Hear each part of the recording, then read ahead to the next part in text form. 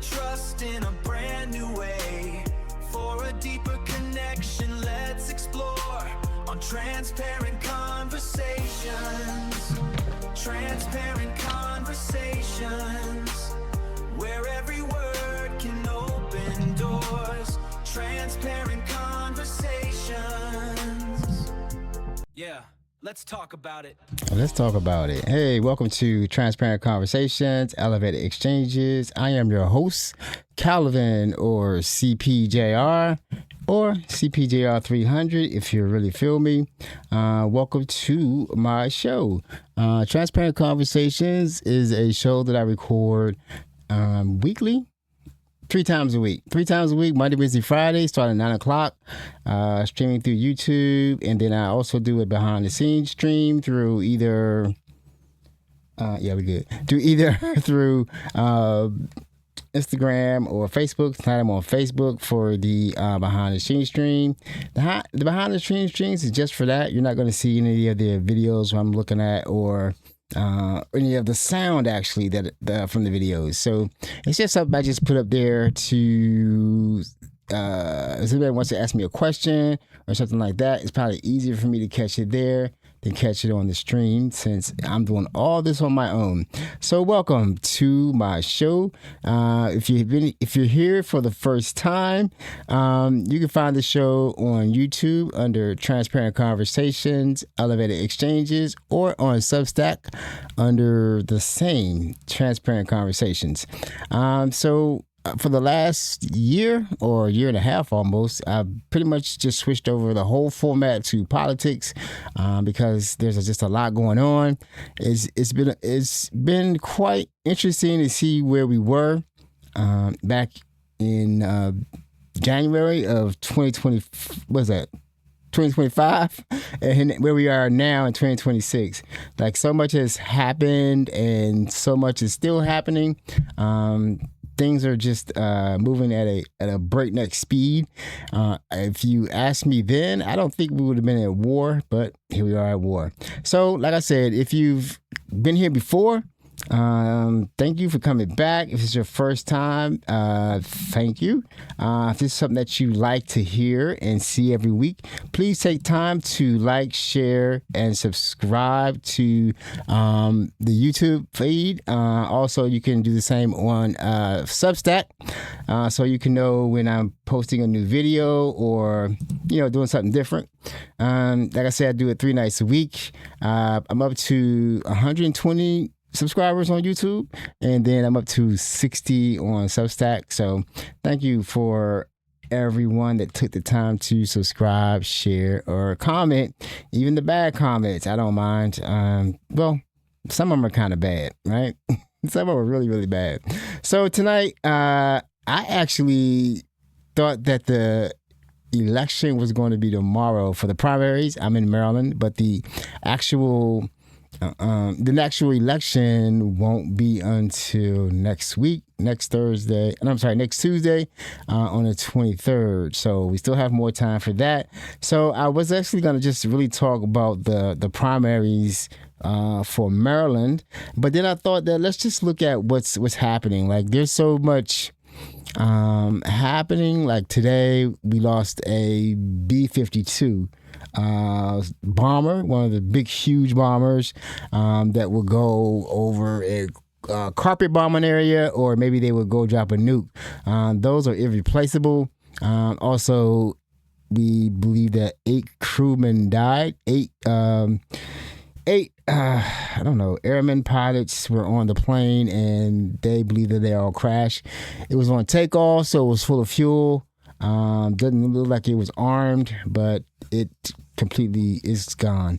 So believe all the people on board were gone. So prayers to the families, prayers to the nation, because we're losing a lot. We don't know how it happened, but that's a loss. The pilots, the crew, the airplane, those are old planes. They don't build those anymore, so that plane's probably lost. We've been losing a lot of aircraft because of the useless interdiction or whatever you call it in the Gulf on the behest of Israel. Apparently we may have a memorandum of understanding. This has been the most confusing war that I've ever witnessed since I've been alive. I'm 60, so I went through the first Gulf War, second Gulf War. What else? We had a lot of wars, but I remember those two. And actually I didn't really realize I was actually born during the Vietnam War. But I don't remember anything from that. But yeah, first Gulf War, second Gulf War, and now these strange, many like strange things going on in Africa, but mostly in the Gulf, right? For some reason, we always end up in the Gulf, and we know now why that is, and that is like where I'm going to start tonight. So I just want to make sure that we all need to understand that going forward, or especially going forward, period, we can't really keep this thing going on with low information voters. Like, we really need to pay attention to what's happening, because it seems like we came close, maybe really, really close, to actually having our militaries join with Israel for some reason. There's a lot of, and I kind of like, I'm grateful for the mainstream media for being exposed, right? Because we didn't know a lot of things that was happening, especially like in 2024, when Israel was still wiping out the Palestinians in Gaza. We didn't know really what was going on or how bad it actually was. I remember myself just really, when people were saying they weren't going to vote because they couldn't vote for Kamala because of the genocide in Gaza, I couldn't understand it. I was just saying, like, well, we just need to win. We need to put that behind us, not put that on the side, so we can actually concentrate on winning. And then once we win, then we can look at, working on what's happening with Gaza. But now I see that was wrong, because there is just a oversized influence of Israel and AIPAC's influence on our elections. We're losing entire elections, or entire elections are changing based on what AIPAC, because of Citizens United, they can just dump in however much money they want to dump in. And currently, and we're gonna have a video on that. We got currently right now the highest amount was ever spent in Maryland was $7 million, and that was for Glenn Ivey, someone who I've been really wanting to just make everyone aware that he wouldn't have won that election if it wasn't for AIPAC. He was not doing well on that election against Donald Edwards, but then he says it in the video. You can go to AIPAC.org and take a look at it. I've played it, but basically he was saying that his campaign was dead. His campaign was dead. But once he said he'll be gung ho for Israel, they just gave him the money, and that was it. I think in this county, because we have probably a lot of low information voters, they just vote for the name recognition. So if like AIPAC comes into an election like that and just floods the zone with pamphlets and mailings and bumper stickers, yard signs, everything they need, and then some money to pass around different organizations, that's it. They got the seat. That's how we have an AIPAC representative in the 4th district for the House. Here we have an AIPAC member, and now they're trying to do the same thing for the Senate seat, right? Let me just say this, though. Actually, for the 4th Congressional District in Maryland, where I am now, for the House Representative, what's her name? Jakia Johnson. Yeah, Jakia Johnson is the one who is Track AIPAC endorsed, because she hasn't taken any money from PAC. She's not taking any PAC money at all. So I'm not a Democrat, so for the primaries, please vote for her so I can vote. Because I'm not going to vote for Mr. Ivey. I'm not voting for any AIPAC Democrat. So also in the 5th, Steny Hoyer, who is a second senator. Our first senator is Chris Van Hollen. He's also track AIPAC endorsed, no money from PACs. He's also a fighter, very progressive. And his seat is safe. He doesn't have to. He's not running, his term is not up, but. Steny Hoyer is stepping down and his seat is up. And there's already been $8 million. I'm going to play a video for that. $8 million has flooded into the campaign backing, I forget his name, it's like Bofo or something like that. But it's not Steny Hoyer. I mean, it's not, Bofo. I'm going to, because he's been backed by AIPAC and crypto. Anyways, for Oracle. So there's like 3... they really want to get him in office, and so far, they spent $8 million. It would be great to have them lose that $8 million because we should know by now. If he gets elected, he's not going to represent us, right? So I've also been paying attention, and I wish more people did too, about how this has been working out because of Citizens United. So basically, the PACs will, pick a candidate. I mean, it doesn't have to be. That's why I don't have the. You know what I'm saying? There's really like 3 parties at this point. There's like Democrats, there's Republicans, and there's AIPACs because. So basically, what they're doing is they're picking a candidate, and they don't care if it's Republican or Democrat. They just need to make sure that when you're in office, you're gonna, represent our interests because we help you get in office. So if you spend $8 million to get a candidate into the office, you're gonna want your representation, and then. When the candidates receive that much money from a PAC or something like that, they no longer represent us. They represent them, and it's easier for them to raise money. You know what I'm saying? Like that's it's because the thing is what's happening right now is like we have Nancy Pelosi, Chuck Schumer. They're recommending candidates, right? And both of them are corporate AIPAC Dems. They don't like Mandami. They don't like Plattner. They don't like anyone who is like grassroots that refuses to take money from a PAC because they seem to have the same mentality as a corrupt police force, right? Meaning, what I mean by that is, if you see it on TV a lot in movies, things like that. When a new rookie comes on board, he doesn't really know what's going on. They put him with an older cop. The older cop's taking him around, showing him the ropes, and then they stop at a place where everybody meet up and everybody start passing out. Here's your envelope. Here's your envelope. And then they put it into his hand for the new rookie officer to see what he's about, right? Is he going to be on the team, right?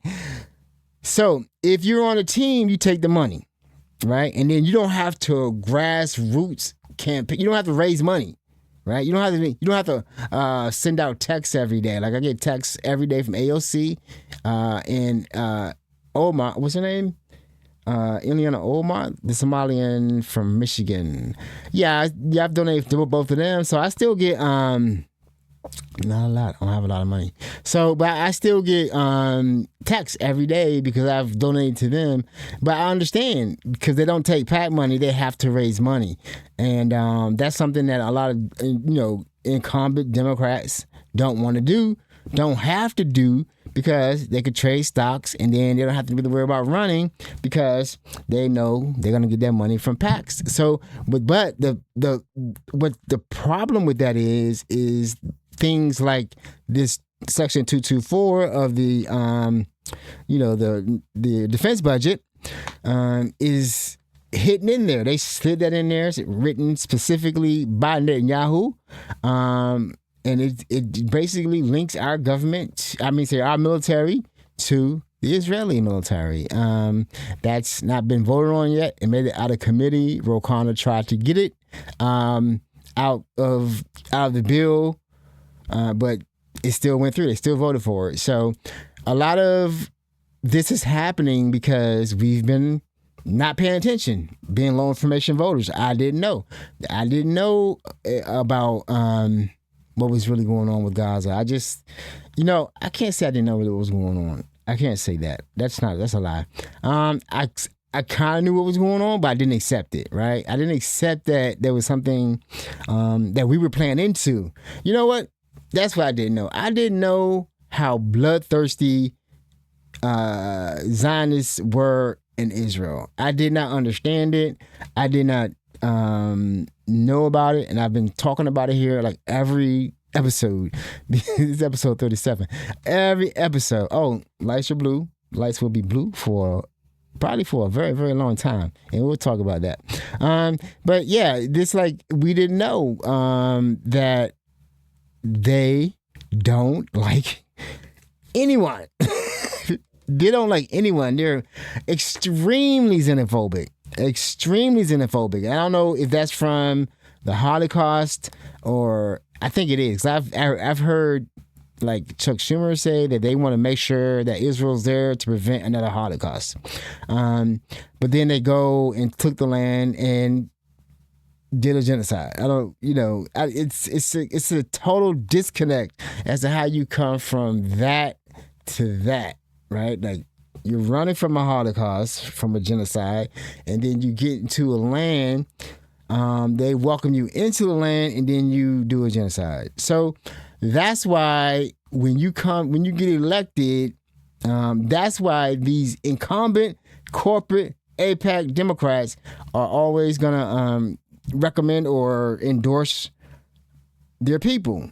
The ones that take the money, because nobody wants to out be here in the grassroots raising $5, $10, $20 donations where they can get $2, $3, $4 million from the PAC, and then the PAC will also take care of all the flyers, take care of all the, whatever, commercials, things like that, attack ads, all that kind of stuff. So that's what we have to really pay attention to. And there's a lot of sources, I'll be one, that will be calling out, especially in Maryland. We'll be calling those people out and calling out those PACs, where that money coming from. And the reason that I say that is because I know during the 2024 election, Angela also broke. She's is she a senator? No, she's in the House. Yeah, she's in the House. So, yeah, she's in the House. So, yeah, she was running, and maybe she would. What's a senator? I'm confused right now.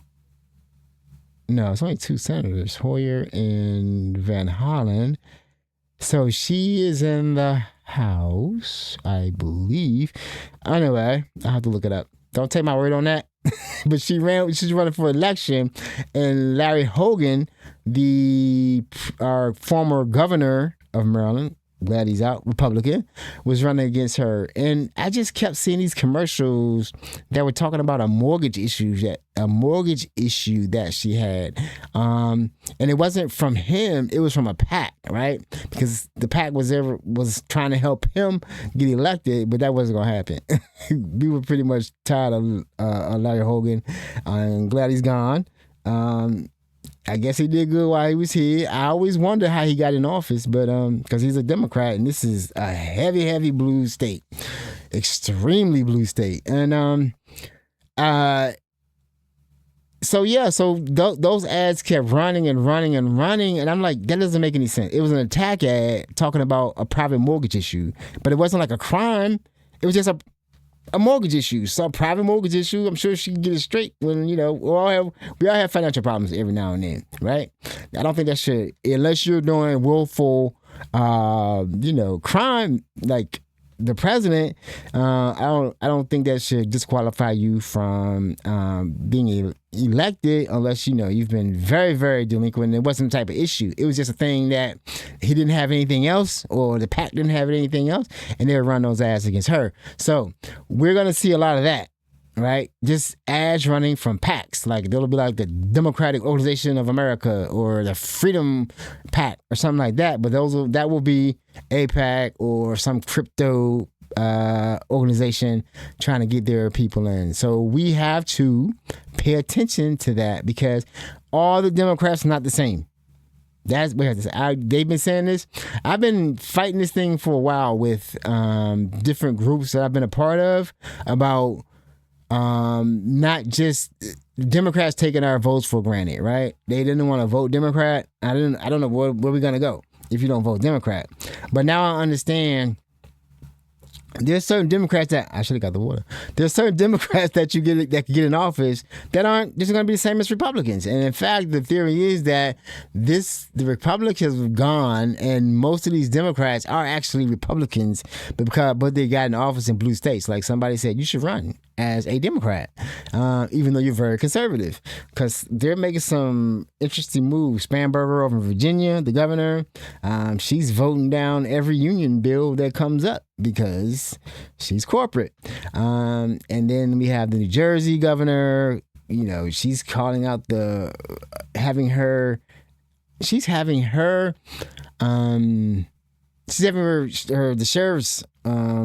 sheriff's office is guarding the Daily detention center, and they're beating up people left and right. There's tear gas, and it's being very aggressive. So I guess she's saying that she's doing it because she don't want them to do it. Okay. So that's what we have to look out for. We have to make sure who we're voting for, and then we have to look at where the information is coming from. So if you start seeing a lot of negative attack ads and things like that against a candidate, look where the money came from, because that's one thing that since Citizens United was passed, that's something that we have to make sure it's just going to happen. And that was, when you think about it, that's what I'm saying. All this stuff is connected. When you think about everything that's happening, that Citizens United came under the Roberts Court, the Supreme Court, and that means, and then, you know, AIPAC flooded a lot of money in. All these people are Zionists. They're Christian Zionists, and they believe in that myth that, no offense to anyone, they believe in that myth that Israel has to be there.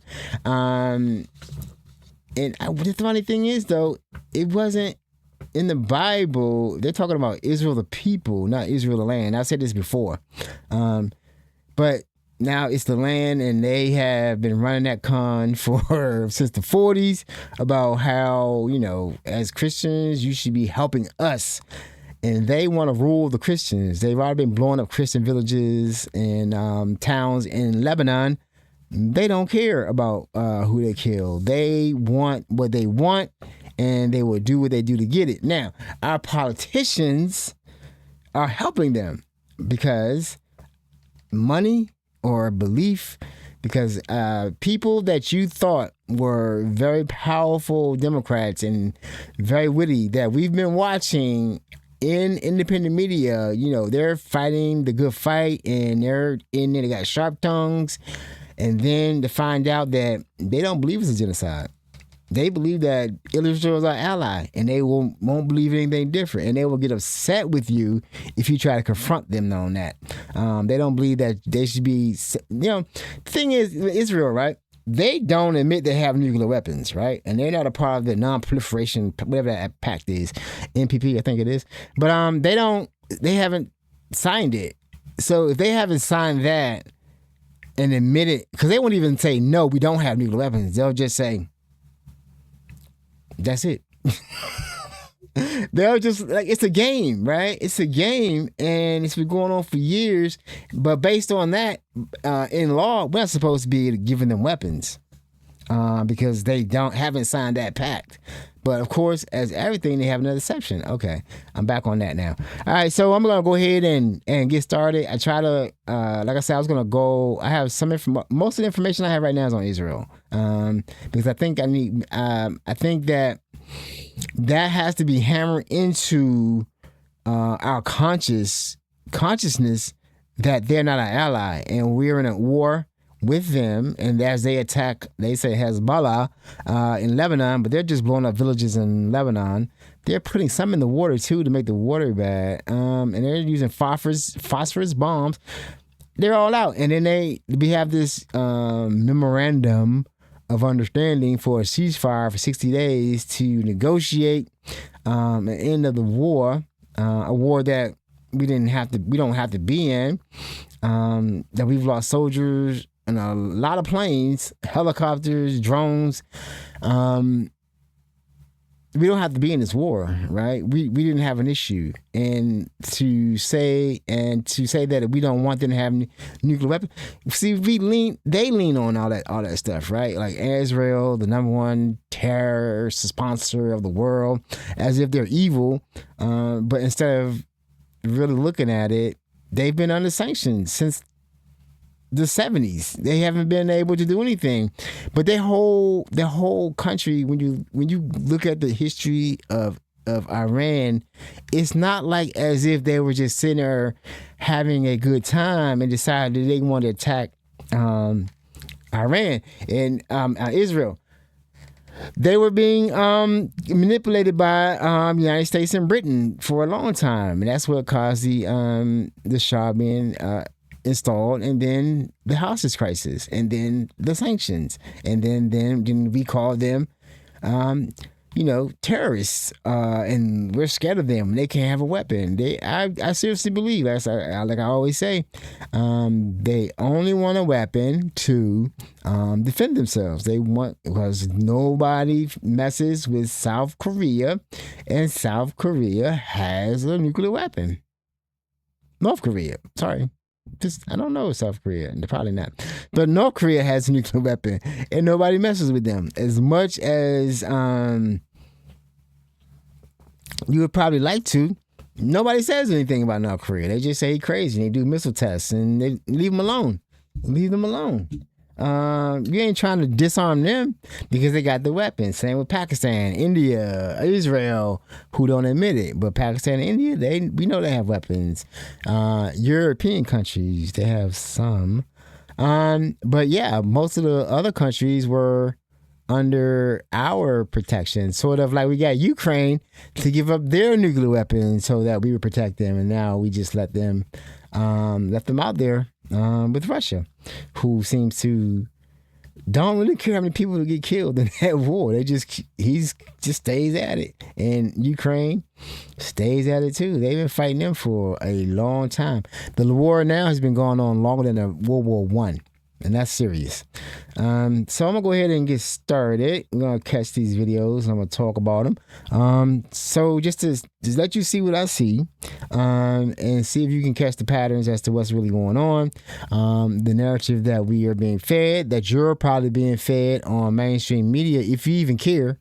I don't think many people do, because there's no way with Trump running that 90 million people didn't vote if they knew what was really going on. If they knew that we would end up in a war, if they knew that our government was pretty much being controlled by Israel, they didn't know. And you're not going to know if you only watch mainstream media. You're just not going to know, because they will not really tell you the whole story.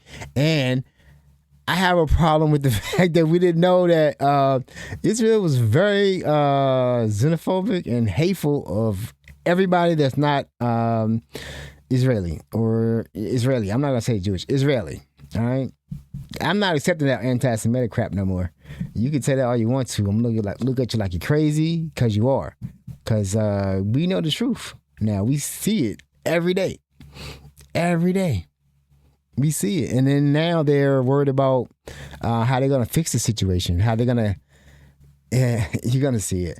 All right, so we're going to start out with Israel AIPAC. I got a few videos on that. And the reason I'm starting there, because this is our biggest existential threat. We think it's Trump. Trump's going to be gone if we stick to the plan. I know they're going to try.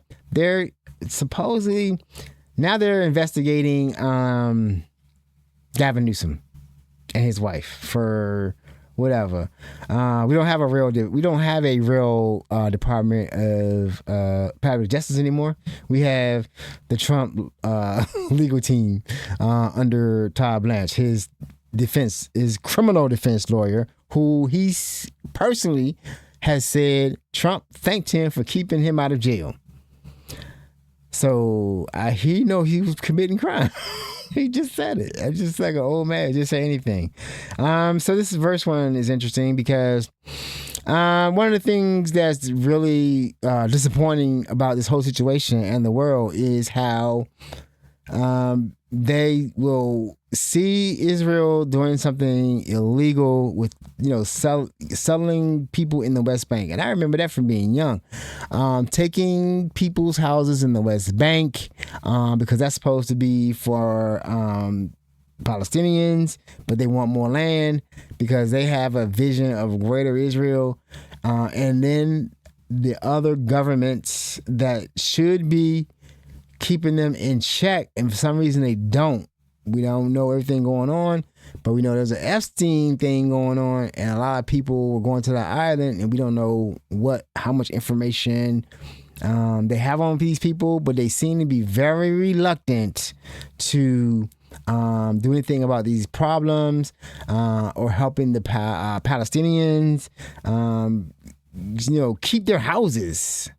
Keep their houses. Now this is Britain, London, and you'll see what's happening in London against Palestinians' land, their land they now don't have in the West Bank because Israel took the land. Yesterday, I was at the Great Israel Real Estate event in Edgware in London, and through these pamphlets and information we collected on the inside, we can prove that this event was selling properties in the occupied West Bank. So we've got multiple real estate companies here which directly advertising properties in the West Bank, occupied West Bank, including Givat Ze'ev. So Givat Ze'ev is in the West Bank. French Hill is in East Jerusalem. And Ramat Eshkol is also in occupied East Jerusalem. They just took it. Just took the land and selling it now. And Ma'ale Adumim is also in the occupied West Bank. Kfar Eldad, a development in South Bethlehem, in the occupied West Bank as well, by Harei Zahav developers who offered to show us more properties. The person directly offered us properties in Judea and Samaria, so in occupied Palestinian territories, and offered to call us and email us with more information. So the companies here were asked by the event to hide their practices, which are illegal. So these are multiple developments with multiple companies all selling properties in the occupied Palestinian territories. When we got to the gate, and they asked us, practically interrogated us, asked us, so how did you hear about this event? How do you know each other? And luckily we had our alibis set really straight. We were there about an hour speaking with various real estate companies, including Harei Zahav, which I mentioned, which sell properties in the occupied West Bank. And then we went into this conference room, and we had a queue, we had it all organized when I would stand up. This event sells property in illegally occupied stolen Palestinian land. I said Sanctiot Achshav, so that means sanctions now. So he's Over Jewish. 101 parliamentarians called for this event to be cancelled. I then also said Lo Tigzol, which means don't steal, and that is a teaching that everyone there should have known. Jewish anti-Zionist action, many of us believe in the Jewish faith, but we believe that it's been co-opted and tainted by Zionism since its inception, and we're staunchly in resistance to that. The Board of Deputies said in their statement, the protest was an excuse to intimidate and harass members of the Jewish community. And there's a clear choice here to focus on the protest as an act of intimidation. And I would invite the Board of Deputies to look at the documents that we have here that clearly depict in writing that these properties in illegally occupied territories, illegal under international law and condemned by over 100 parliamentarians, have been advertised at this event. So that's like it's an illegal sale in London, and the Palestinians were protesting, and they chose the side of Israel. And that guy who was doing the operation or the sting was Jewish. He's not a Zionist.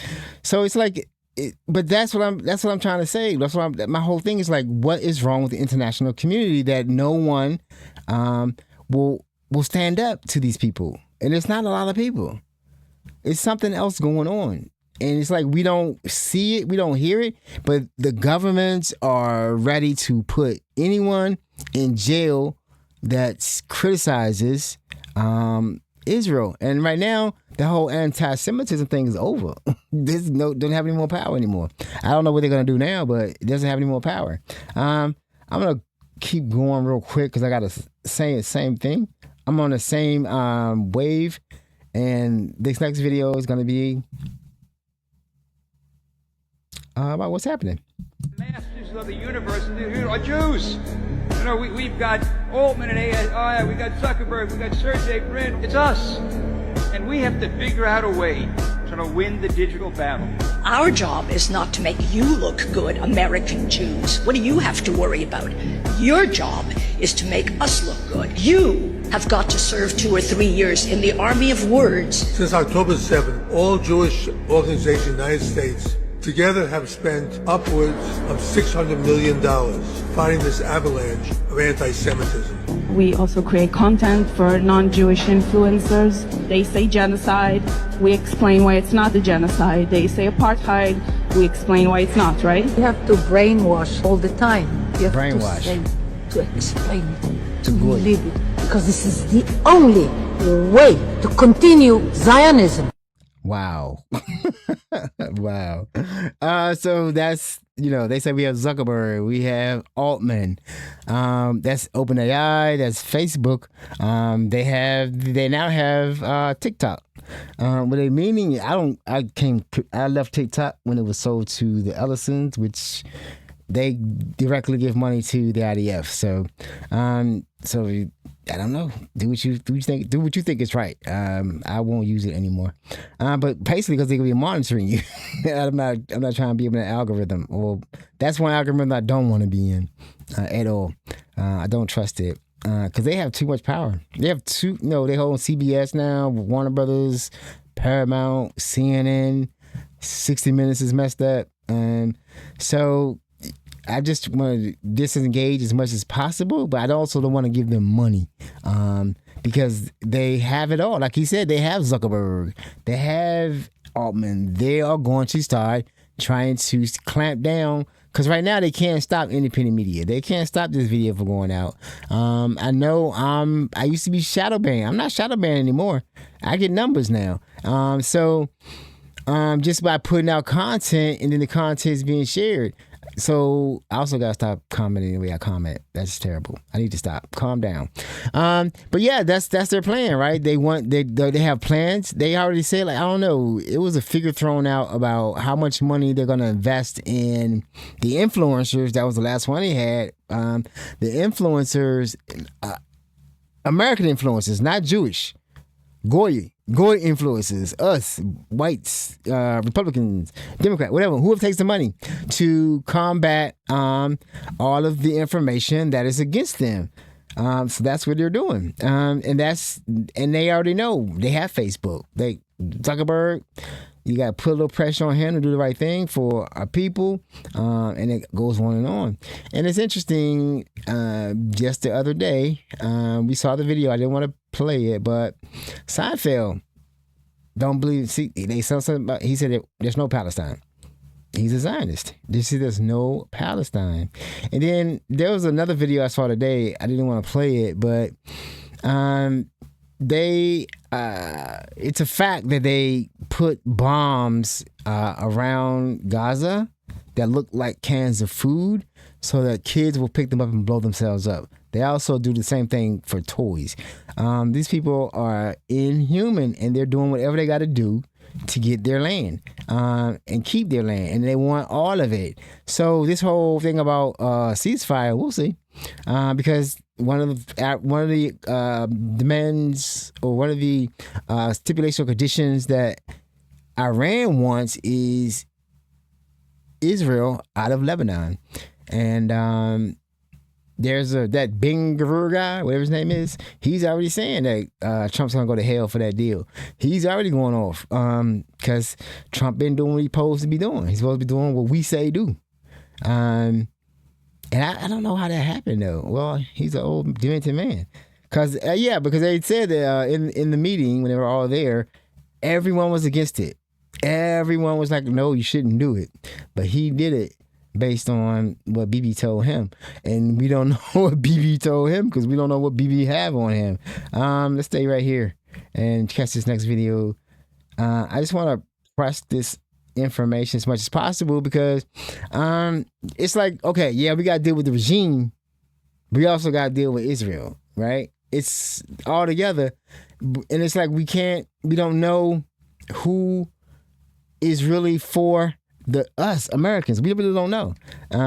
Us Democrats, us black people, we really don't know. We know it's not. We know once a Democrat gets all that money, he's not gonna want to just give it up. Nobody wants to make calls, and I already know that because Glenn Ivey said I couldn't get any money. I couldn't get any momentum. I couldn't get any money. Then all of a sudden, I had a lot of money. So, and I DM post him. I don't hear. He hasn't responded to me at all about nothing. He ignores it because he can. I think in his state, he's close to the churches, so that will make him as Christian Zionist. Most of the churches here are Christian Zionists. I used to be Christian, go to church, and they all have the same belief and teach the same thing, that Israel has to be there for the end days to be over. I'm not gonna go into that. So yeah, right there. I'm gonna stay right there. We got two more videos because it's a lot. I'm gonna keep stressing this point because I don't know. Like I said, you're not gonna see this on regular TV. You'll get they'll spar about are they Zionists? Is it a genocide? Blah blah blah. But you see with your eyes, right? You see with your eyes. You hear what they say. These are not AI videos. These are real videos of their meetings. You see that even Jews are against Israeli Zionists, right? It's a constant battle, and they're saying that whole thing is causing, I'm gonna say, anti-Semitism, or it's causing people to look at Jews a little differently. But it's not all of them. It's not part of their faith to want to be in that land, right? Or want to, but it's not about being in that land only. It's about dominating that land and dominating the people of that land. If they would, I don't know. They're not gonna live with anybody. I'm not gonna live with anybody. All right, so let's look at this one here. Yeah, this is gonna be about close on the same thing. This is real and needs to be hammered into our conscience, our psyche, that Israel is not our ally.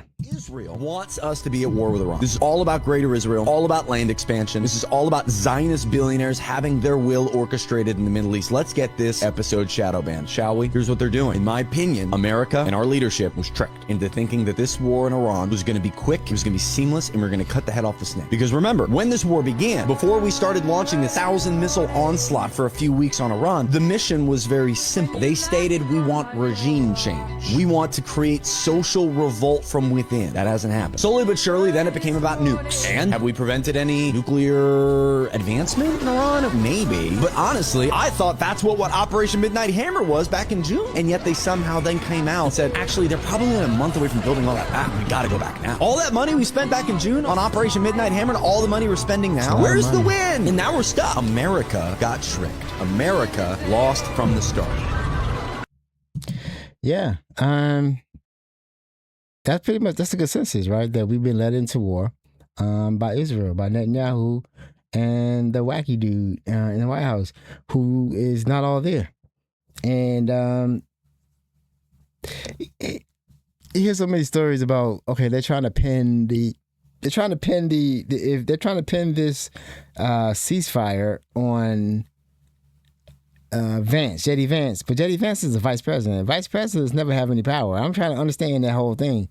It's just that weird little circuits in them. They don't want to, since they don't want to follow norms or follow the Constitution. They stuff just get made up, and we'll just send Vance to sign the treaty. We got a Secretary of State to sign the treaty. So if it goes wrong, we just blame him. But he didn't negotiate the treaty, and he doesn't have, the buck stops here. Remember that? That's what Trump is supposed to say.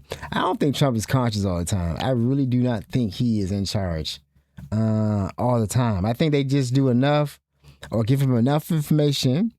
He loves holding up boards and showing diagrams. He's also showing you how big the pool is, the reflecting pool, how big it is compared to the Empire State Building, the Washington Monument. I don't understand that. Why was he? Who needs to know that? Who needs to know that the reflecting pool? Why would you do that? And I'm like, that doesn't seem like a person that's all there. Does it? Not to me. This next video is going to be kind of heart wrenching because of the video we saw last week it was a Jubilee debate with Mehdi Hassan and the guy who looked like he was the Joker or the Riddler, the Hamburglar. He like that, and Mehdi Hassan was asking him about do Palestinians, do Israeli soldiers shoot children, and apparently sometimes he basically said, yes, you have to kill them because we don't know what they were told. We don't know what they were told. We don't know what they're going to do. So it's best just to kill them. And that's his word. That's what he said. So that's the belief. So this next video is going to show really how they treat our children, but the children of Palestine. But I really want you to see there's some similarities. And I want to see, what do you think the similarities, what is similar to what's happening in this country? I think it's this one. Yep. After interrogation, children are brought here for trial. Ofer military prison near Jerusalem. The army would not let Four Corners film inside. I've been behind these walls 3 times. I saw children shuffling across the courtyard, handcuffed and shackled. Some hearings lasted 60 seconds. I saw one boy shout the name of his prison so his mother would know where he was being held.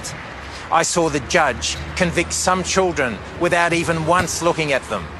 Through it all, what I saw was a conveyor belt of convicted children. I think perhaps to give you some indication of how efficient, from a military perspective, this system is.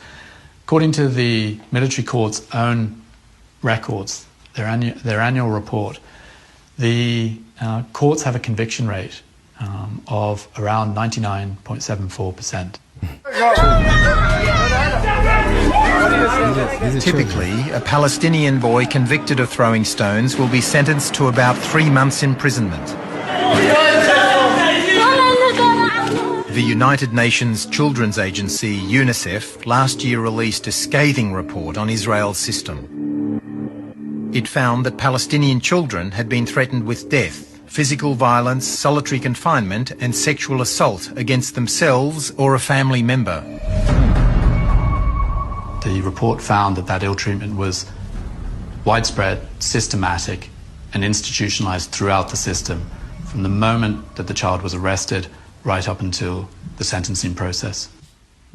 The natural reaction is that this is an intolerable, these are intolerable cases, and that I would like my authorities to do their utmost to make sure that this will not be repeated and that this will change. And I believe that this is precisely what we are doing. Last month, under pressure from human rights groups, Israel stopped the long-standing practice of keeping children overnight in outdoor cages. Children had been kept freezing in the cages during snowstorms. While Israel appears to be making concessions, others argue this disguises a harsher reality. Four Corners has learnt that the Israeli security services now have a new strategy. They bring Palestinian children as young as 12 to massive interrogation facilities like this one. The security services are now targeting the children as a way of gathering intelligence on their villages, including asking the children about their neighbours and members of their own family. So how do you justify that? Now that reminds me of here, right?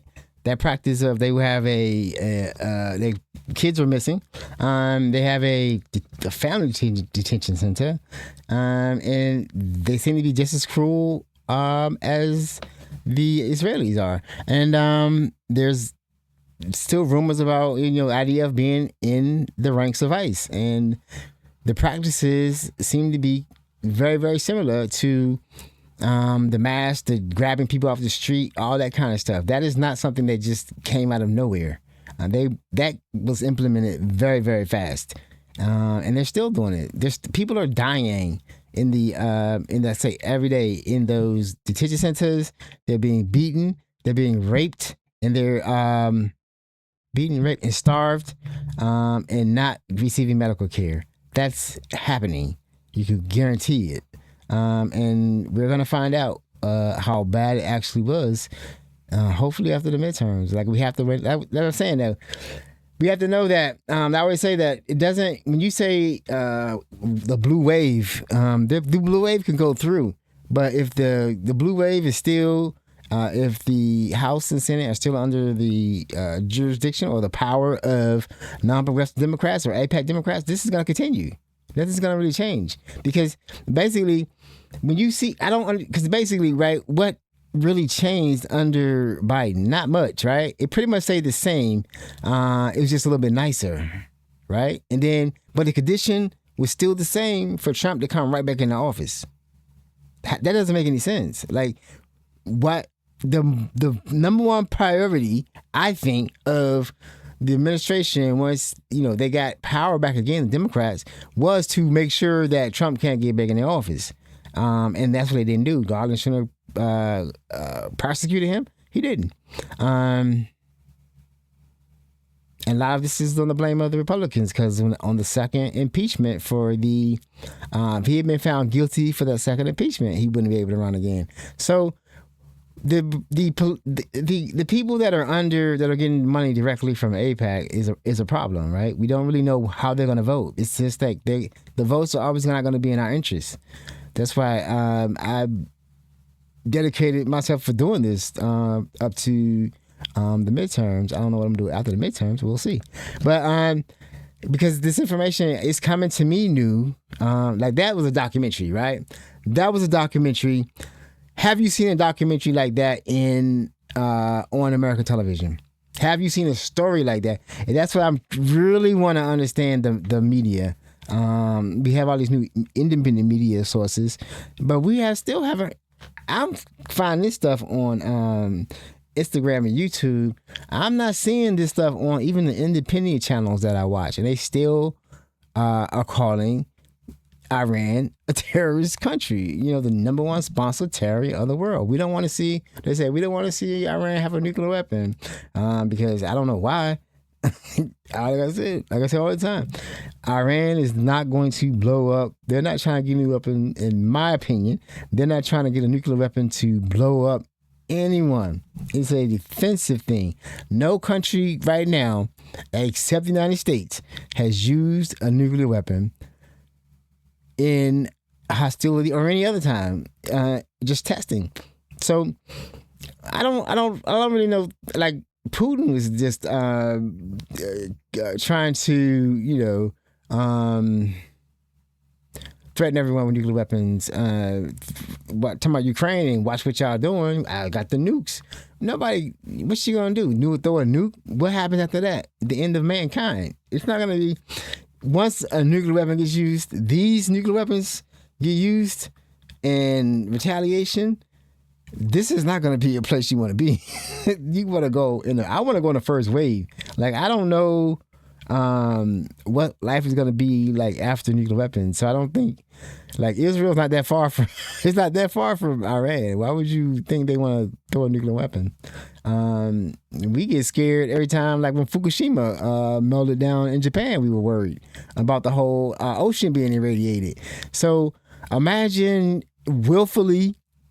any country willfully using a nuclear weapon right now, and then have to worry about retaliation, and then worry about life after, because there will be no life after. It'll be life, but it won't be life. It'll be. You watch those dystopian shows. I love dystopian books and shows, but I don't want to live during those times. I just like to watch them. I'm not living those times because I don't want to. You know what I mean? Like, I like to go into the store. I like catching the bus, driving a car, riding a bike, hearing some good music. I don't want to be looking around for batteries and hopefully I can find some, because I haven't heard music in like 50 years. That's not my life. So now I don't think anybody wants to use a nuclear weapon, but you never know, because, well, You never know. You never know. All right, so we're gonna come to this country now. Life in America. Life in America is a drag right now. It is a lot going on. We still have ICE running around the streets doing what they want to do. They switched their strategy. They aren't doing big pushes. They're just going and quietly just snatching anybody that looks Latino off the street. Doesn't matter how they do it. They've been still doing the same thing, beating people up, pepper spraying, just doing the most I don't know. They're not enforcing laws. I mean, just because somebody's Latino, they're in the country, the whole like get the illegals out, they aren't all illegal. Most of them are just people here from seeking asylum, came up with a loved one, and they're working, waiting for their case to go through for asylum. But they're doing everything they're supposed to do to be in the country. But you have people who believe that everyone's here illegal, unless they're white and from South Africa. So yeah, here's ICE. Ms. Cleland, I just want to make sure for the record that this is clear. When you began observing the federal ICE and Border Patrol actions in Minnesota, did you at any time impede the ability of federal agents to do whatever it was that they were doing? At no time did I impede. Did you ever stand in their way or physically assault them or try to stop them from doing what they were doing? At no time did I do any of that, no. Did you stand too close to them to a point where they could have felt threatened? They had to walk towards me. And when they walked towards you on January 10th, they told you what exactly? Addressed me by name, said, "Hi, Nicole, you are impeding our ability to do our job, and if you continue to do so, we can arrest you." Do you know how they knew your name? I have no idea. And they said to you that it was from facial recognition technology, is that right? Correct. So they used facial recognition technology to identify you, an American citizen exercising your constitutional rights who had not impeded them in any way. And then in the days that followed, your global entry was canceled? Correct. And so what do you think would have had to have happened there? I mean, multiple people would have had to have been involved in order to make that chain of events happen. Is that right? It seems to me there would have been. Yeah. I'm sorry that you had this experience, but I fear, given the Trump administration's complete lack of regard for the civil liberties of the American people, for the laws of our country, and for the Constitution that we all swore an oath to uphold, that unfortunately your experience is about to become very common unless Congress does the right thing to step in and act. So that's about like Meta glasses. Meta now has the glasses. The glasses are able to do facial recognition. They haven't turned it on yet because of privacy issues. And once they turn it on, they'll be liable. But they have it up right there in the phone. It's probably from Palantir that ICE officers are using facial recognition as a way to intimidate citizens of the United States. That doesn't seem right. I don't think it's legal. It's definitely not helpful. You know what I mean? And they threaten you. They threaten the person who was just doing observation. It's legal to observe a public servant doing a job as long as they don't impede I don't even want to say that unless they don't get in the way. But then now we have federal officers walking around with software on their phone that will recognize you, and then they can start proceeding to remove your rights, global entry, and probably keep you stuck in the country. And if they have any more, they can go to your house and do whatever they want to do because they got your address just by, you know what I'm saying? You hadn't done anything illegal because they didn't come up to you and try to detain you, go into your purse or your wallet, get your ID and see where you live. None of that. It's just right there on the phone. That doesn't make anyone feel safe. That these officers, ICE officers, thugs with uniforms with masks on, can find you just by scanning your face. Does that seem legal? Does that seem free? Right? Does that seem free? Where does that seem like it came from? Where does that seem like it came from? Just guess. You know where it came from. So the next story. So I reported on last week, or just showed last week, where that family in Georgia were attacked by a white man in armor with an AR-15. He just passed through the neighborhood, saw black people, tried to call. This is in I forget the exact state, exact city or town in Georgia. But I have the information here. Oh, it's in South Georgia. But anyway, he drove through, saw a black family having a good time outside, not in the street, not impeding traffic. He decided to call them nigga. They shouted back. He, I don't know, had a fit, went to his trunk, put his armor on, and came back with an AR-15 and started shooting at everyone. Luckily, no one was killed. Luckily, one of the brothers there was an ex-Marine and had his tool and got to work and put him down, not killed him. He got locked up. Now, what do you think they charged him with?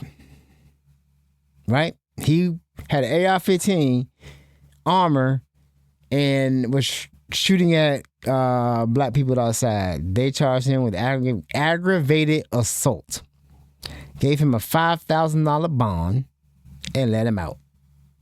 I have some updates regarding the shooting investigation that I was working this week involving a white man opening fire with an AR-15 at an African-American family while they were at their homes in Lee County, Georgia. Now let's play that chilling video that is circulating everywhere.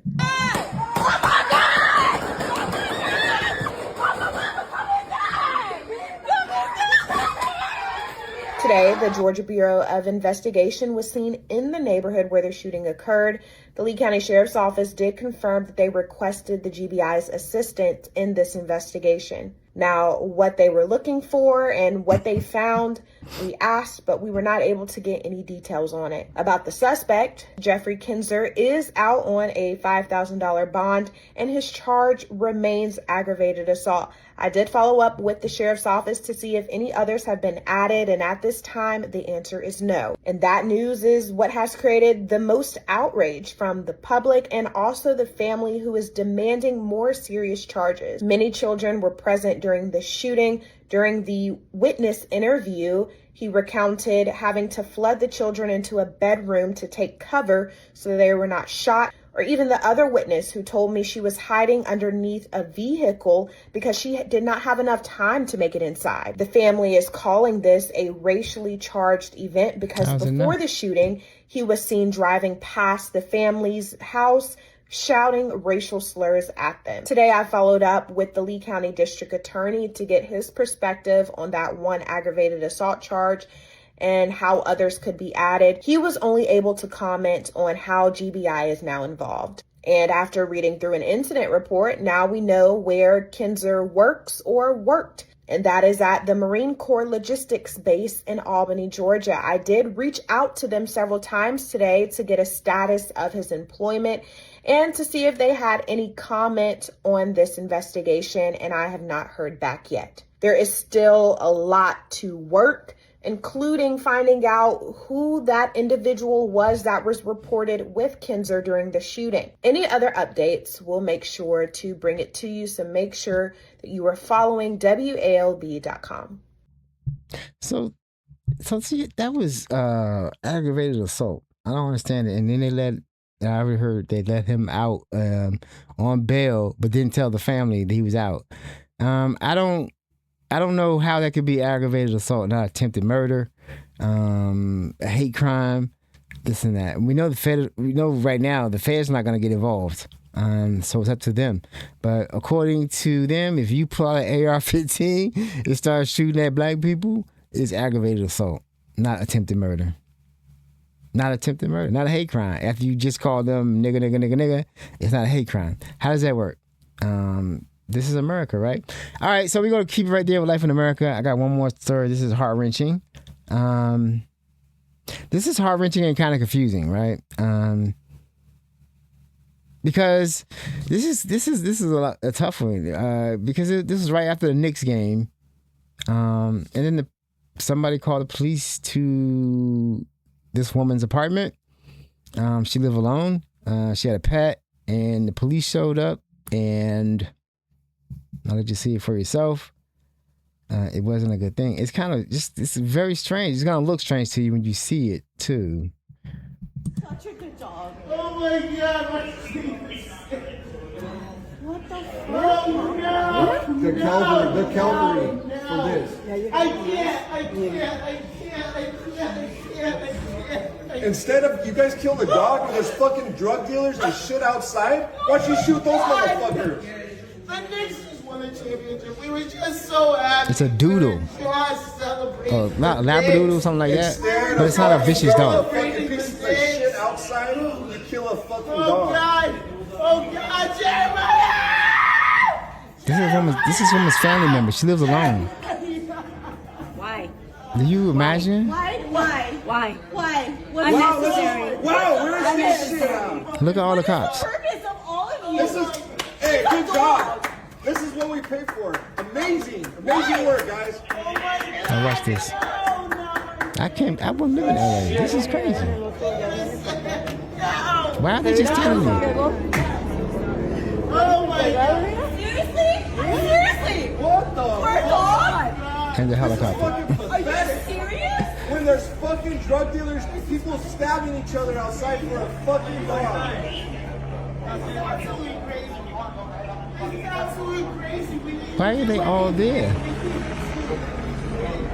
Oh my God, Jameson!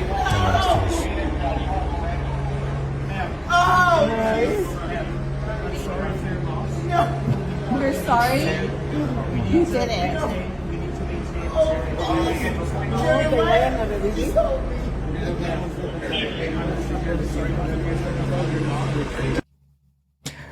So, someone called a noise complaint. Said it was noisy. They said it was noise complaint. Sounded like she was arguing with someone.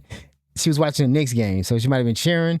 She was from New York. This is what I read. She was from New York, moved to California, cheering for the Knicks because they won a championship since the 70s.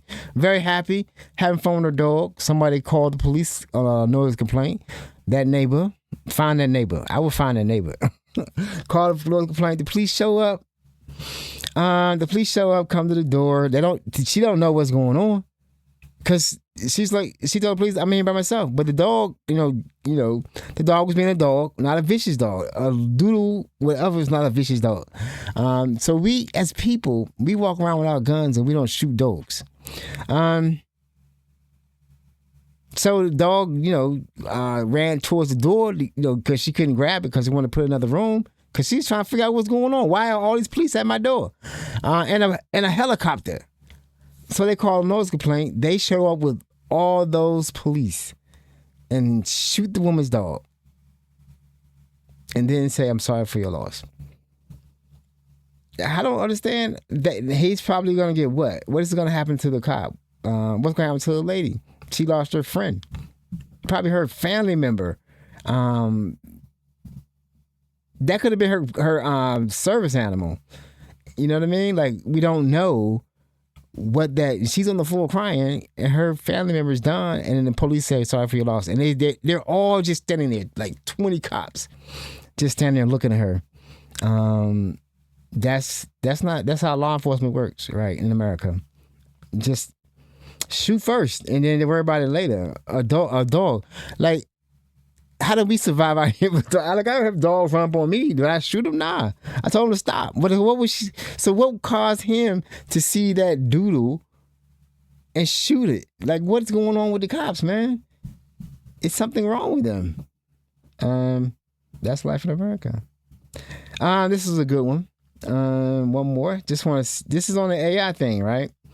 So, for some reason, I think that the billionaires, the elite, the IT people, and then the people who, the schools who are teaching these students in university who are graduating, don't understand how these young kids are feeling about not looking at a future that these tech giants are telling these people that they're telling people that they're not gonna have a job. You got to change your career path because AI is gonna take all the entry-level jobs. The economy's down. The president's crazy. We're at war constantly now. and the president could call. We have ICE running around grabbing people off the street, and the school books a tech giant. They probably thought it was very good when they first did it. But see, the tech gurus do Sundar Pichai, Tim Apple, whatever his name is, Apple guy, and then Zuckerberg, and then now Altman, Musk. These guys, nobody wants to talk to these guys. Nobody wants to see these guys. They're doing so much damage to the world just to benefit them. Now I'm thinking about the problem is the AI. Now I'm seeing more and more. It's not an actual product. The product. What is the product? They're trying to sell you on what the product is. They're trying to tell you that an agent can read your mail, summarize it, and answer email. What the fuck? What are you gonna do? What, don't you work? What do you need all that stuff for? And how much is that gonna cost? Like somebody was showing, I was seeing a video yesterday. These guys excited about Claude. His Claude, whatever it is, his agent can work at Adobe Premiere and edit his videos. His YouTube videos. Now, I edit my own videos, actually, right? On my clips, I do it myself, right? I would like to get a software to do some AI, some software to remove the do that, but you know, I'll pay for that. No, I might pay for it. I haven't decided if I'm gonna pay for it yet, but I think I am. I don't like to hear it. I'm trying to be more articulate and present better. I think they'll just make me more lazier and not do it. So I'll hold off on that for a while and see if I can correct the problem myself. But it's out there and you're able to do it. So I don't know, when they show you these agents and what they're doing, they're not telling you how much that's going to cost. So they're just trying to get you hooked, right? Only people that are excited about AI are the people that are trying to sell you AI. The rest of us are trying to figure out, what are you trying to sell us? Because the cost, it seems to be very, very, very high. Data centers everywhere is not a solution that's sustainable because the power grid can't handle it, but y'all keep trying to do it. I guess since y'all suspending the carbon thing and global warming, we just run diesel generators or gas turbines. It doesn't make any sense, but so this is what's going to happen to the tech bros, the people who want to sell you AI. We already had some tech people were booed. So this is Sundar Pichai at Stanford University.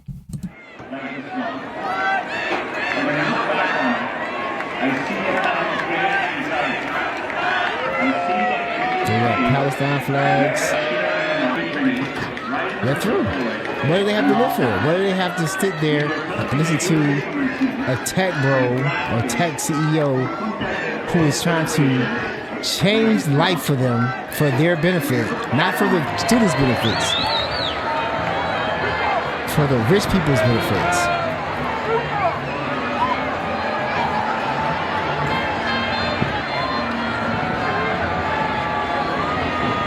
I'm proud of them. I am proud of them. You know, I don't care. I don't care. Palestinians are real. They are people. I've seen so much nastiness about celebrities and people like that want to just deny that Palestinians exist and that Palestine exists. And when you do that, you're rubber stamping your approval onto the genocide. So I think we're gonna do one more. Yep. This is something you gotta watch. This is from MAGA. This is someone from MAGA. And this is the problem that we have with MAGA. Trying to talk to them, and it seems like this is the problem. You heard him over at the alternative facts, right? They believe in alternative facts and fake news. And I think that even with this guy, the president, he basically seems to think that if he says it or if it comes from we should just believe it, like we shouldn't fact check it. And this is where this comes from. This was quite disturbing. to see. I'm trying to make sure I got the right one. Yep. I don't. There it is. Yeah. This is something to see.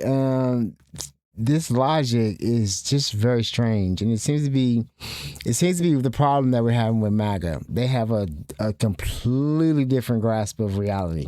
I think that all this focus on standards, I think, is sort of this bureaucratic kind of, not gotcha, but where it's all about imposing. All right, I'm going to take a look at it. I want to just take a moment to critique the fit and the hair. This is a Stepford wife. This is somebody, she works for Steve Bannon. This is a Stepford wife. Like, the look is interesting. This is not a normal look. And okay, roll the tape. This sort of idea that in order for a story to be accurate, it has to be fact-checked, it has to be peer-reviewed, it has to... Wait, do you think the term fact-check is loaded? 100%. Tell me why. It was a construct that was created by this sort of anti-disinformation industry, which I think... Well, it shouldn't be, we should be against disinformation. We should be, tell me about the disinformation industry. But I think definitions matter here. Yeah. Because I think all of our definitions of disinformation would differ. Fact-checking is great. We should check facts, but I think it's important to understand who is actually doing, because I think there's a weaponization of these terms, that there's this implied neutrality, that the people who are checking your facts are people who have no bias. But the point of fact is checks, a fact. They have really only ever been weaponized to pull I know, content something down. like, what the fact checks fuck? have only ever been weaponized to silence content that doesn't fit mainstream narrative. That was Natalie Winters on a recent episode of PBS's Firing Line, giving what is arguably one of her tamest takes on the world. Natalie is the White House correspondent for Steve Bannon's War Room podcast. Make of that what you will. Natalie has a pretty extensive history of transphobic and Islamophobic rhetoric with some body-shaming stuff, thrown in for good measure. But this take on fact-checking, saying that checking facts is biased, it's a real head-scratcher. She says it's done to attack things that don't fit the mainstream narrative. Okay, a fact is a fact. Checking for them supports one thing: facts. If your content fares poorly against fact-checking, it's because it's missing, changing, or twisting facts. Arguing against it feels like the parent who calls in to demand an explanation when their child fails an exam. The argument loses as it's presented. If you don't like being fact-checked, check your facts. There's probably a good reason. You should check your own facts if you don't like being checked fact, right? That's just a weird situation all the way around. But that explains a lot, right? We heard alternative facts from, I forget the person, George Conway's wife, Kellyanne Conway, I think. She said came with the term alternate facts, right? Alternative facts. And then we have fake news. And now we have like fact checking is a construct of people that want to bring down information and it is bias, right? But then a fact is still a fact, right? Like so let's do this. Like they like to say, Mike Johnson right now, he's always saying we need to cut entitlements, Social Security, Medicare, Medicaid, right? We need to cut those because we just can't afford it. But the fact is, Social Security is not an entitlement. It is an account that we all paid into, take it out of our check and our employer. So that's not a fact. The fact is the fact. So I think what she's saying is, if you believe that Social Security is an entitlement, and if you keep saying that, then if you fact check that, you are biased to, not want to have your Social Security cut because it is I don't know, doesn't make any sense, right? It doesn't hold up, right? The fact is, Social Security is not an entitlement. It is an account, a retirement account almost, that we paid into.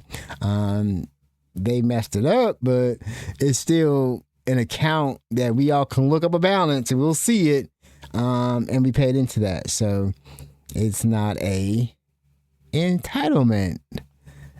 Even we pay into Medicaid or Medicare. I don't know which one we pay into.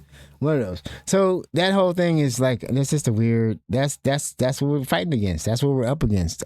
People who believe that fact checking was a construct and it was done for disinformation based on your bias. So facts are influenced by bias. Okay. That doesn't work.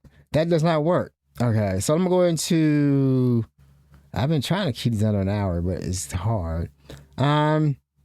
So I want to go into just, I'm going to do like something from the Maryland primaries every time it comes out. Wednesday, then Friday, and then Monday. Because I'm going to need y'all to do the right thing, Democrats, because I can't vote in the primary. I am a independent.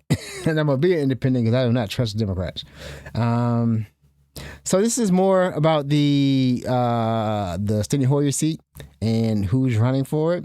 And now the largest amount paid by AIPAC or the pro-Israel lobby to get someone elected was Glenn Ivey at $7 million. And now we're at $8 million. And I think we're at $8 million because we have the crypto bros and the pro-Israel people wanting that seat and doing everything they can, but everyone's finding out. I saw a demonstration over the weekend against AIPAC candidates. This candidate, it was another candidate. So if you're in, well, Steny Hoyer is Democrat. Yeah. So I can't vote. So don't vote for this guy Bofo, I think his name is, but she'll tell you about all the money that's coming in for him to unseat or him to take over the seat for them. He's not going to raise money from the grassroots. He's not going to be out here meeting people. His money's coming from the corporation. And you should not want to vote for him unless you're a crypto bro or a Zionist. Are you aware that as of today, over $8 million in outside money has now flooded Maryland's 5th congressional district race, all in an effort to boost this guy? Mm-hmm. Nearly $4.9 million has come from Protect Progress, a crypto industry super PAC, and $2.8 million from AIPAC super PAC, United Democracy Project. See, that's the name. And another $500,000 from your favorite Zionist Steny Hoyer's own super PAC, AmeriPAC. And these aren't donations that are to the candidate's campaign. This is independent expenditure spending by outside groups on ads, mailers, and voter outreach designed to influence the outcome of the election. So to me, this is about something much bigger than one race. It's about whether ordinary voters still have the loudest voice in our democracy, or whether that voice increasingly belongs to whoever can spend the most money. And so the good news is that voters aren't stupid. People can look beyond the ads and beyond the mailers and beyond the millions that are being spent to influence them. And that's exactly what I think we should all be doing right now. And so as a lifelong Marylander and an activist in Maryland, I'm supporting Walla Blagay for Congress in Maryland's Congressional District 5. Yeah, I think another one is Harry Dunn. I don't have a preference in that fight, just as long as it's not an AIPAC corporate Democrat. So there you go. Because I won't vote for. I don't think I can vote in that one, even for that one. I don't know how. You know what? I see what I'm saying. I don't know everything. I don't know how all the elections run. Like for senator, I know I vote for Chris Van Hollen all the time, but I'm not sure about Steny Hoyer.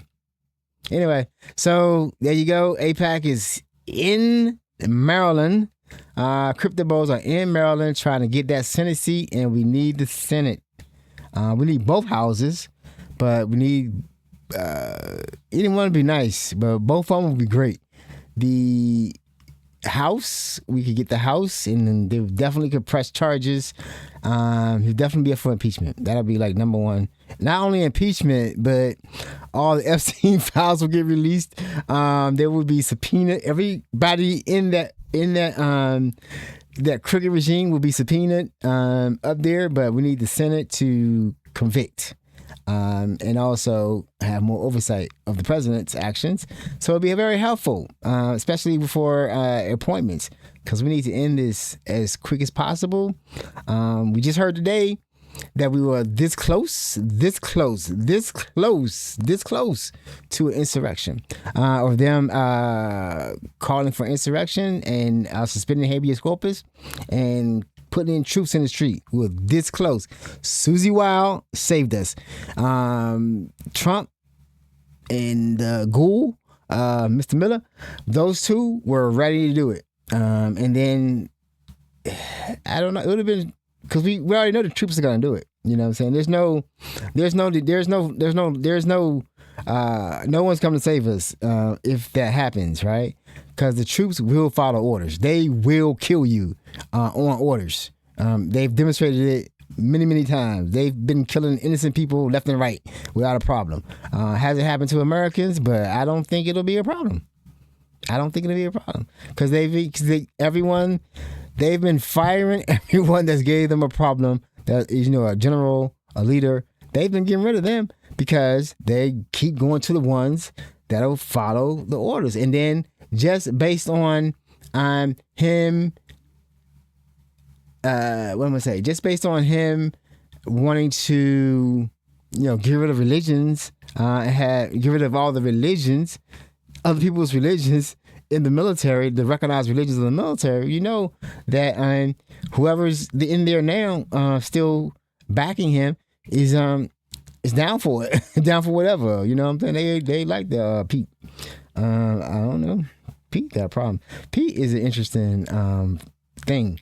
He is not fit for this duty, and these planes keep falling out of the sky. We're losing so much, and they keep lying about the weapons we have, the replenishment, the stockpile, and we don't know anything. They're not telling us anything. There's so many rumors. See, I would want to get ahead of the rumors. Like, why would you want people to think that more people have died than you're telling us? And that's what goes around. There's been rumors that like 500 soldiers are dead because we can't get any information out of them because they don't.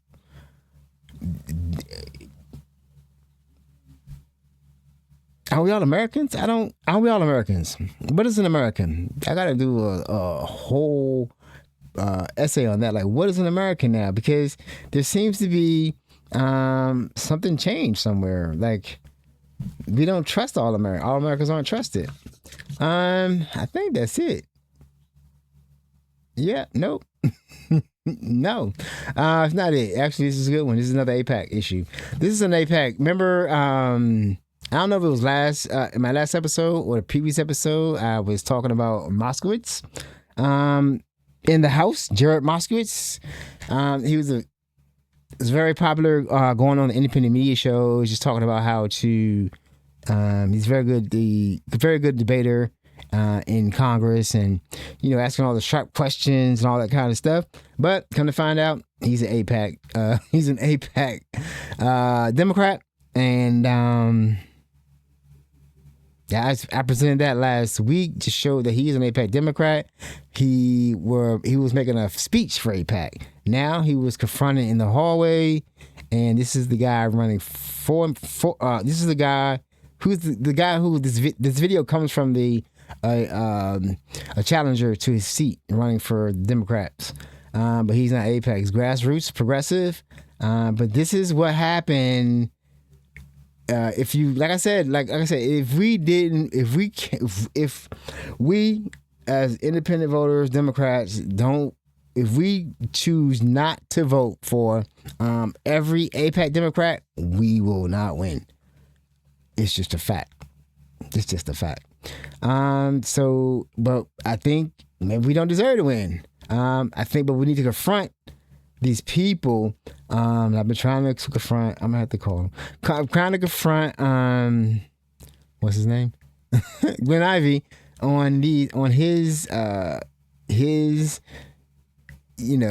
money from AIPAC, and to see what he has to say. But what this Jared Moskowitz had to say lets you know everything about who he is and what he believes, and he doesn't actually, as always, he doesn't represent us. He doesn't represent us. And the reason I say that is listen to what he says. This is Jared Moskowitz, one of the largest recipients of AIPAC donations in all of Congress. And on specific conditioning offensive, where do you stand on that? On conditioning it on the basis of Israel following international law.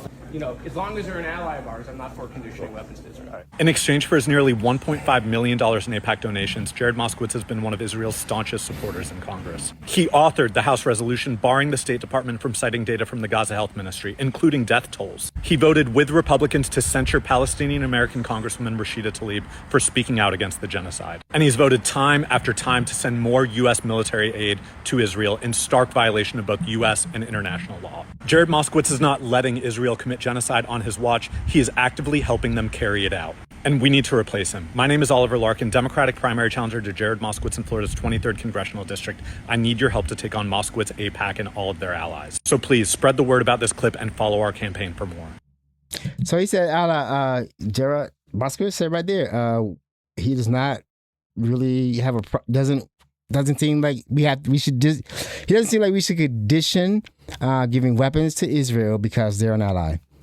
So he doesn't believe that killing Palestinian children is wrong. He doesn't believe that Israel is a genocidal, maniac, savage nation. He is a Zionist, and he believes that Israel is doing the right thing in what they're doing. So how is that?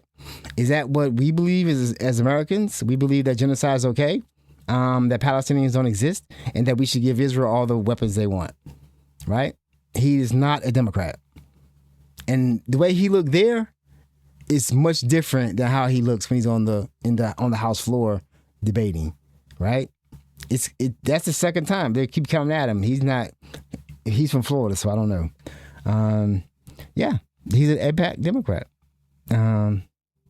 Proud of it, and we see he votes with Republicans and he censors Democrats based on what their criticism of Israel. So therefore, he will vote for that 224, integrating our militaries.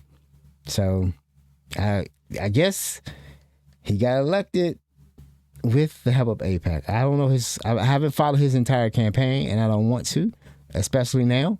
I do think he was a pretty dynamic young man, but I don't think we're going to see him on too many more independent media shows anymore.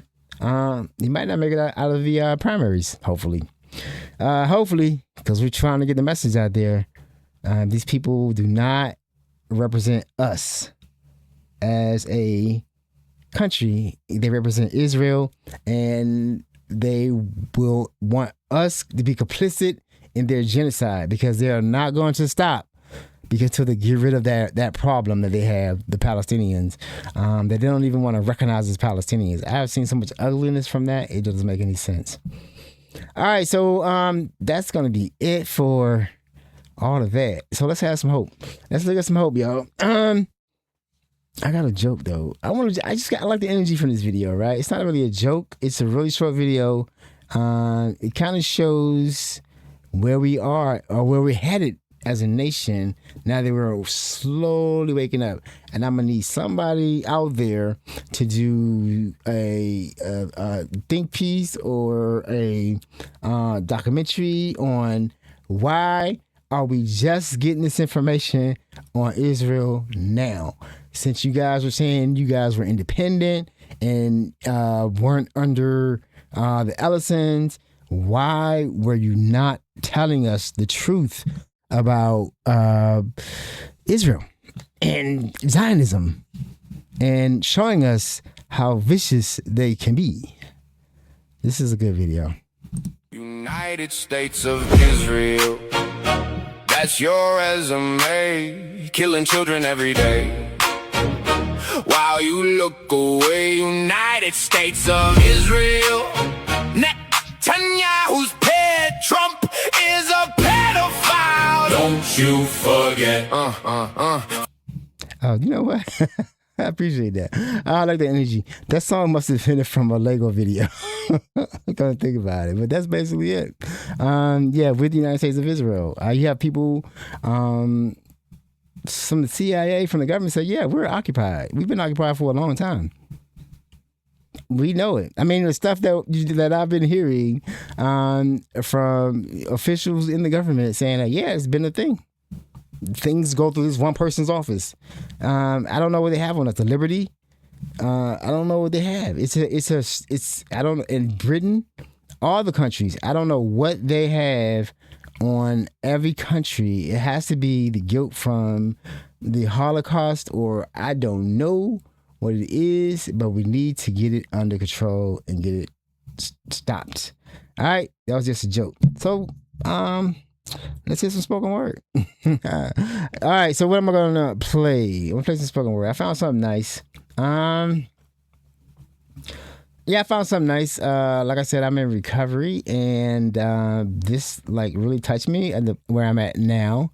Although I'm doing this, I am going through a lot right now, but it's all good. You know what I'm saying? I'm not giving up.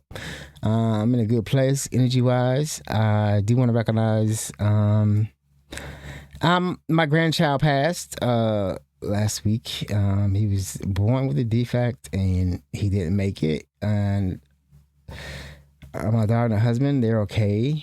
And I pray for them. And I just want to recognize that all that life is still happening. Life is still happening on top of everything that we're going through as a country. Life is still happening, and we still have to find meaning in the little things and the big things, and come together and just keep going. I like spoken word, and this touched me.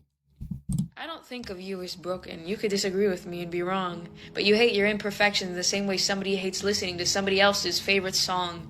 But I love listening to that melody, the one that's just yours, be it in the middle of a concert or on a Sunday doing endless chores. I don't think of you as broken in this way that you believe yourself to be, because I have never thought of you in pieces. I've thought of you wholly, as being the one for me. I think you're unbelievably incredible, and I wish the stage curtain to your life was a sky that I could throw open just to let you know that your brain has been living in some lie. If I could, I'd make every day sunset. If I could, heaven would be a show. You're backstage thinking everyone hates you while the angels think you're their favorite character to know. I don't think of you as broken. And if you were, there's plenty of time for repair. I can't fix it for you, but I have a couple of extra tools to spare. But you think of yourself as something shattered, too far from ever being the same. I don't think that's true. Whenever I hear the sound of your name, I think you're caring, empathetic, a safety for all the paths you may cross. And if somebody didn't love that before, well, honestly, that was their loss, because you're also so exciting. The vacation and the home, the roller coaster and the hug after, the tears you don't let people cry alone, because you know what it feels like. The flame and the cold, you're the day at the pool, the warmth of love that's never told, only felt. Can you feel it? You're not broken, you're unaware of how many people stop to admire the way that you care. Strength sometimes feels like breaking. Vulnerability sometimes feels like a threat. People will spend generations trying to reach the bar that you keep raising to set. I wish you knew that. I wish I could make it more clear. But if you still believed yourself to be broken, well, I'd be broken too, I fear. Okay, yeah. I pray that you have had that kind of love in your life. I've had that kind of love in my life. And that's it. I'm gonna leave it there. What we gonna do now? Which I want to hear. Y'all want to be? I'll be back on Wednesday. Talking about. I don't know yet, but definitely talking about what's going on, what I see, and try to talk about the patterns. I don't want to talk about AI that much because I'm really. I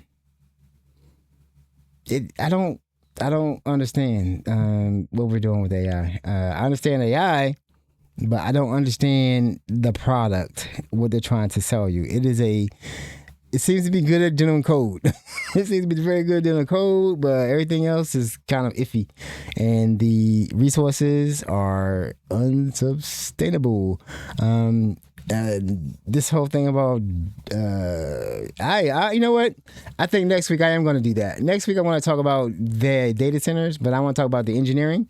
But I want to talk about what it would take to do data centers in space. I just show you a video of that so you can understand that Elon Musk ain't about to do that no time soon. That whole reaching $1 trillion by 2030. That ain't gonna happen. That ain't gonna happen. So buyer beware. If you got some of that stock sitting there, it ain't gonna hit me. I'm waiting for the first earnings call and see what happens after that. So all right, I'm gone. Peace. Go listen to some go-go, which I want to hear. Y'all want to hear some go-go?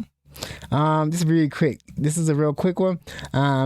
This is from the Howard Theater.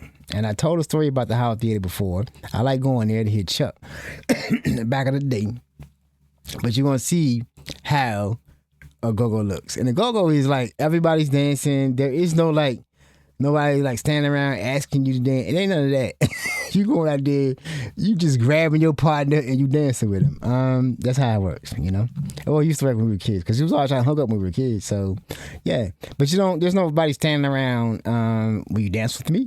No, everybody just dancing and sort of, you know, dancing, hooking it up. So this is the Howard Theater. Just a real quick video to show you that vibe. And like I said, you don't understand it until you go to a go-go. I'm out.